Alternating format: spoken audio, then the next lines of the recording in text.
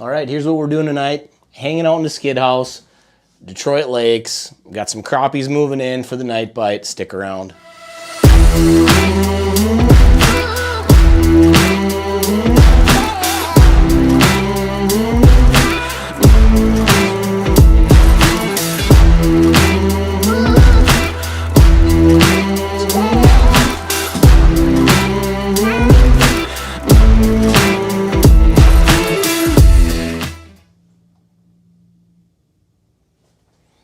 And just as I said that, my nephew Reese caught one. Let me grab him for you and show you.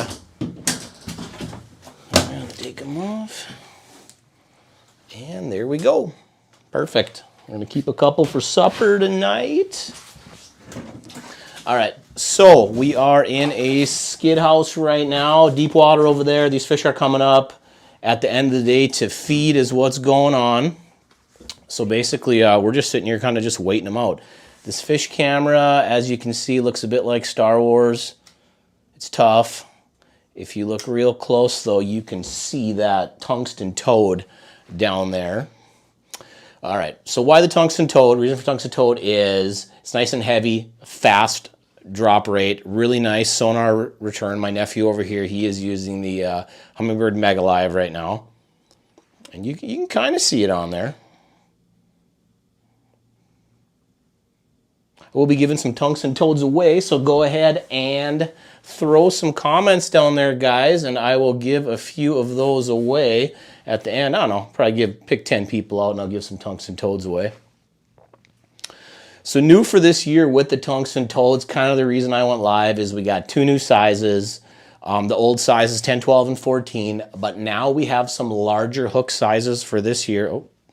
Larger hook sizes for this year. We have a 6 and an 8. Why the larger hook sizes? Reason for the bigger hook size is you're going to get a better hookup on those large panfish and those bigger fish with that larger hook, and also it accepts a nice big minnow easily, and it's great to thread plastics on with those bigger hooks, that 6 and 8 size hook on them. So that's brand new for this year, and that's so basically tonight we've been fishing tungsten. We got out here, I don't know, 3, 4 o'clock, and we've been fishing toads ever since we got out here, and we've got a couple largemouth bass, we got a couple pike, we've got a couple crappies now, and as the night progresses here, I expect us to pick up crappies here and there. Well, we got some comments rolling in like crazy. Yeah, good to see you again too, Tim. Yeah, tungsten toad, when I'm pan fishing, it is one of my favorite baits for pan fishing. Let's talk about my setup. Radcliffe custom rod. I got some 3-pound ice fluoro on there right now with the glow tungsten toad tied up. I got it tipped with some wax worms right now. And I will tell you that my nephew next to me here is fishing Bobby Garland plastics, and he is out fishing me with plastics right now. So shortly I will thread on a plastic and show you how that works. And we're using the more natural colors due to this clear water. Itty Bitty Slab Hunter is what he's using. And I was watching these fish on the AquaView here, which is so hard to see right now. But I was watching these fish on the AquaView, and I could see they were just grabbing the tail of that slab hunter, and then they were spitting it out. So basically what I did was I cut it in half, made it way shorter. Now he's hooking up to him like crazy now. So, and as we go here, I'd imagine we'll pick a few up. So go ahead and throw your questions down there. That is just so tough to see. I guess you can kind of still see it there. If a crappie comes in, you will for sure. He'll shine in that infrared. I've got the IR on the AquaView right now is what's going on there. And you can see it picking up all the particles in the water. And if you look in the middle there, yeah, you kind of see it, I guess. Not terrible.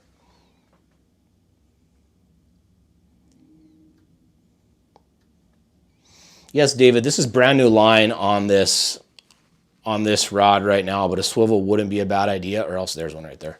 There we go, got him. Or else a That's a nice crappie there. And I lied, that is not a crappie. That is a rock bass. Tell you what, we've caught a little bit of everything here today. Rock bass for you. We're going for the crappies is what we're going for.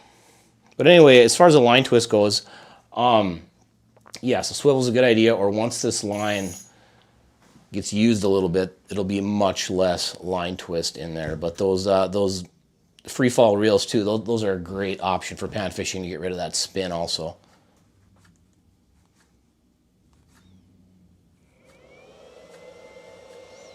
Reed, up at Lake of the Woods, going on a long point. Good for you, man. The bite on Lake of the Woods is on fire. I should probably be up there right now, but it has been very, very good this year. And Reed, if you're up at Lake of the Woods, Lindy Rattling Flyer, tipped with a minnow, that has been the ticket all year up there for sure. So definitely give that a try. All right, there I got it on the camera again. Can you guys see it? Kinda. If we get a big old slab in there, you will see him shine on that camera. It's just not a good setup right now. There's a lot of sediment in the water, and that's what that Aquaview is picking up. So, like I said at the beginning, throw some comments down there, questions, whatever you guys got. I'm not going to be live for a super long time, but go ahead and throw them down there. And after I log off, watch your messages. I will pick out 10 of you guys, and I will send you guys some tungsten toads. Another option tonight would be the quiver spoons. Quiver spoons are great for this also. And I'm going to tell you, these crappies are a little lethargic tonight, and that is part of the reason for the tungsten toad too. And I'm not using a flashy spoon or anything like that, because it seems like when the crappies do come in, I have to hold it pretty still in order for them to bite. They're not just coming in and chasing my jig presentation at all. Got 4 guys going up, huh, Reed? Yeah, Lake of the Woods is fire. It really is this year. It's amazing. But like I said before, everybody, you need to be careful. I say this every time we do this, but no ice is safe ice. This year the ice is exceptionally sketchy, as everybody has seen all over social media and wherever in the news and everything like that. So be super, super careful out there. Talk to the resorts. Make sure you're traveling in safe areas. I guess you can see that toad dancing back there.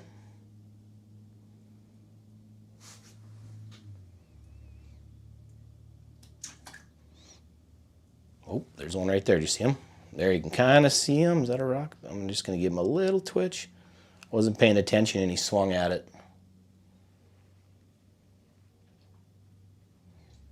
There he turned around. There you can see him. Boy, it's tough to see. There he's tilting up at it.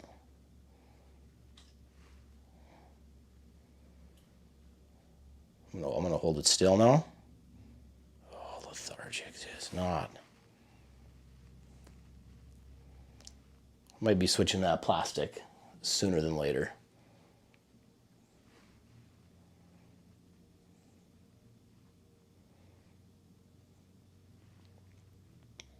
Looks like he might be gone. So you could kind of see him when he came in. You watch Reese catch him here in a second.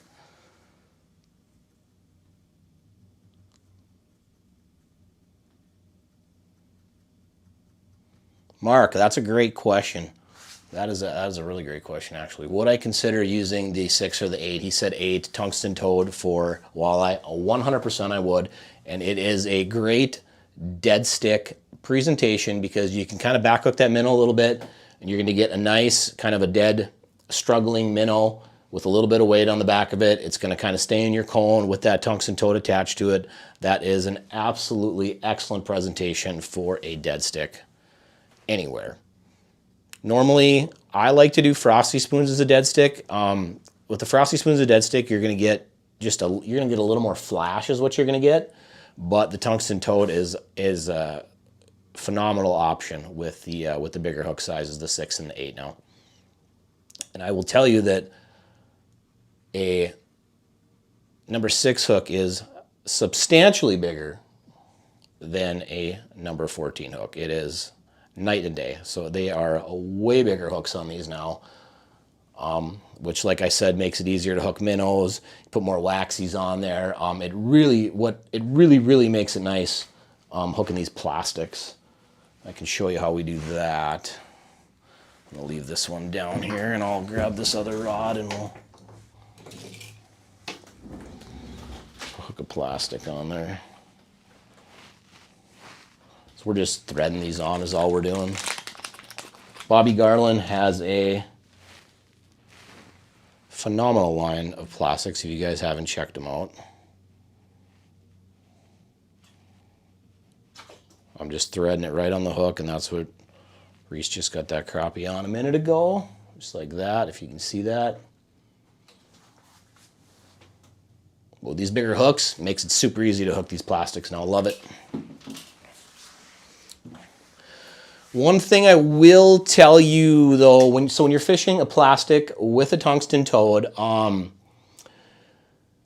the head of the tungsten toad for a lot of plastics is not quite heavy enough, so you're not going to get that perfectly horizontal presentation that you'll get a lot of times. It's going to kind of tilt a little bit vertical on you is what's going to happen. I had one down there, I just missed them. If you want to get more of a horizontal presentation on it, we have other jigs made by Crappie Pro. And the Crappie Pro jigs paired up with the Bobby Garland plastics are awesome. And they're a little better balanced for the plastics. So, and they're different sizes too, so weights, so you can get that plastic on that jig to just set a little bit more horizontal. Works great. Like I said, with these toads, if you have a bigger plastic, a lot of times it just tends to tip a little bit, which isn't a big deal, depending on the bite. Sometimes the fish are fine with that. Sometimes they want straight up horizontal. It just really depends on the bite.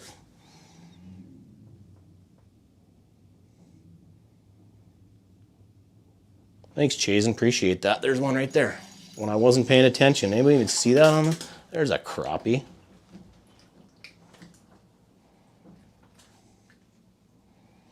All right, here we go. Waxworm crappie right there. Gonna keep them so that we can have a fish fry tomorrow. Adjust my waxworms a little bit and we'll keep on going.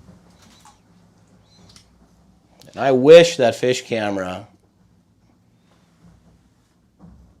was a little better. It's tough. It's tough right now with that fish camera.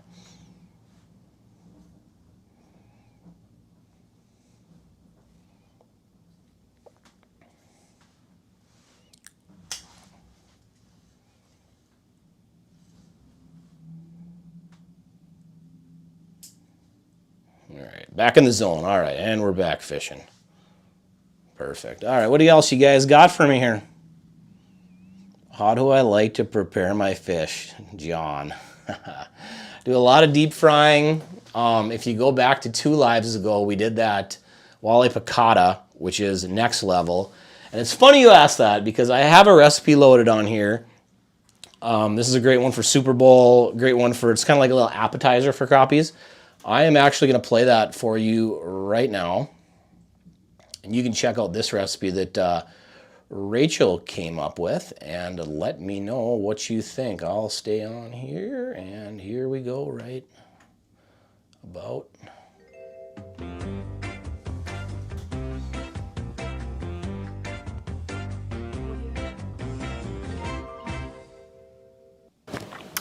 Today we are making a simple and unique recipe for your crappie. Today we are using 4 crappie fillets, depending on how big or small they are. Mine are a little bit smaller, so I'm just gonna cut them into little fingerlings here. I have had these in the fridge for about an hour in a salt bath, and I drained and rinsed them. Behind me on the stove, I have a pot with 2 quarts of boiling water, I added in half a packet of like a shrimp and crab boil packet with a couple of tablespoons of salt, a lemon quartered, and then that packet. And these are gonna go right in to boil for about 4 to 6 minutes until the crappie turns white. After you remove your crappie from the boiling water, you're gonna put it in a bowl, set it in your refrigerator for an hour. You are going to serve it over ice with cocktail sauce, lemons, and parsley for garnish. And this is crappie cocktail.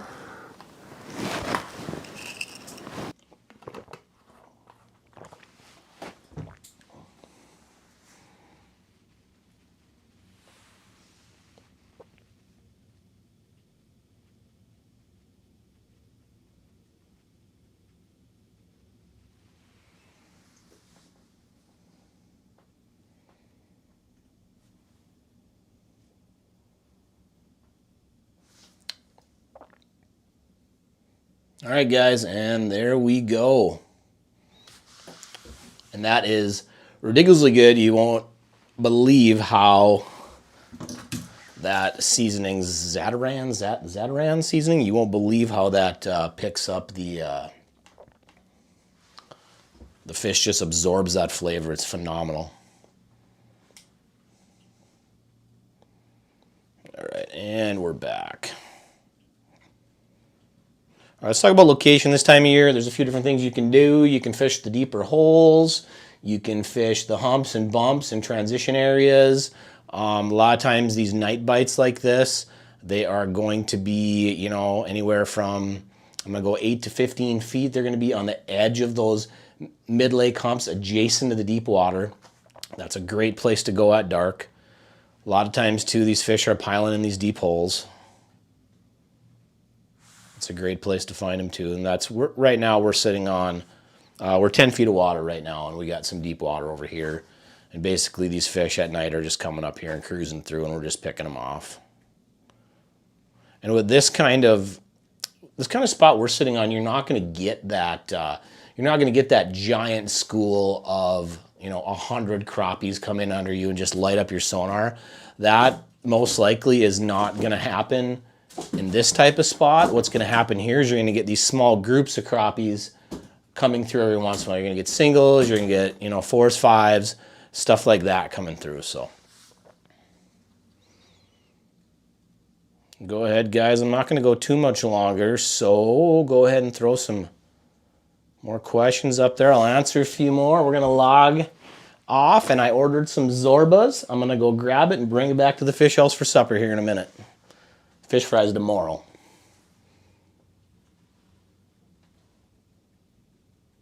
Yeah, that's what it is, Reed. It's a crawfish boil is what that seasoning is, and it's super good. Yeah, John, that's what I do with my fillets too. It's a great tip, actually. It firms them up also if you flay them, and then the day before you're going to cook them, if you put them in the fridge in water and ice and just let them sit overnight in the fridge and then cook them the next day, makes them nice and white and it firms them up. That's actually a great tip. I've never put the salt in my water, but I don't hate that. I might try that.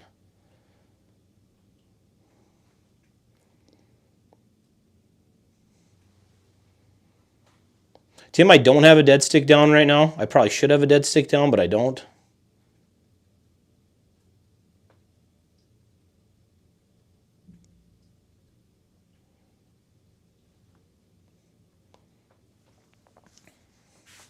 Any tips for perch? Go to Lake of the Woods for perch. There's something going on Lake of the Woods right now. If you want to catch a giant 14-inch perch, Lake of the Woods is going right now. I don't know what the deal is with all the perch in Lake of the Woods, but there is a ton of big perch in the system right now. There's a lot of days where, I mean, you're catching 10 perch a day, no problem out there on some of these spots. It's perch fishing is really, really good right now. You're almost catching more perch than you are walleye and sauger on Lake of the Woods in some spots right now. So perch too, perch were really liking the Wonder Bread Rattling Flyer when I was up there. That seemed to be the hot ticket for the perch. They were really digging it. You guys, gonna go just a couple more minutes.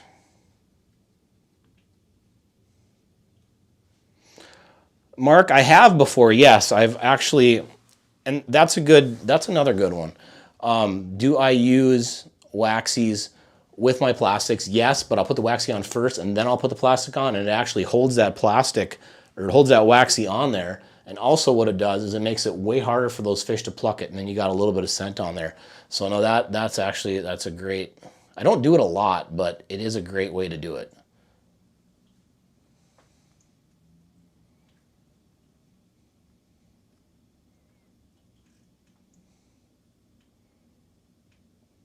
I'll go through these comments right now.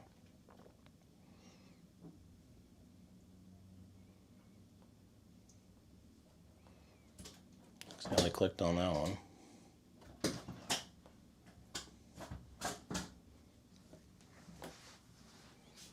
I think if I do this again, I mean, you can see that toad dancing there, and you can see how fast that drop rate is too. But if I do this again, I'll put that at night, put that camera way closer to that jig, and that'll help substantially too. All right, fellas, I think we're gonna log off. Any more questions, throw them now. I'm gonna log off here in a second. Most of you guys are probably gonna get some tungsten toads. We don't have a ton of comments, so everybody watch your messenger tonight, and I'll throw out a bunch of tungsten toads, a whole bunch of you guys. David, I don't have a dead stick down right now.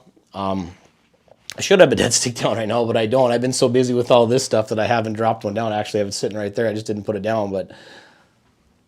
And a lot of times on these lives, I want to try to show you the fish on the camera, so I'll take my dead stick out just so that hopefully that fish, instead of messing with my dead stick, it'll come interact right in front of the camera too. So that's part of the reason on a lot of these that I don't have a dead stick down.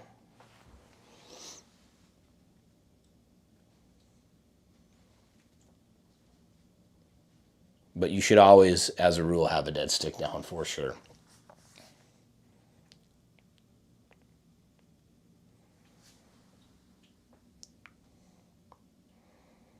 All right, fellas.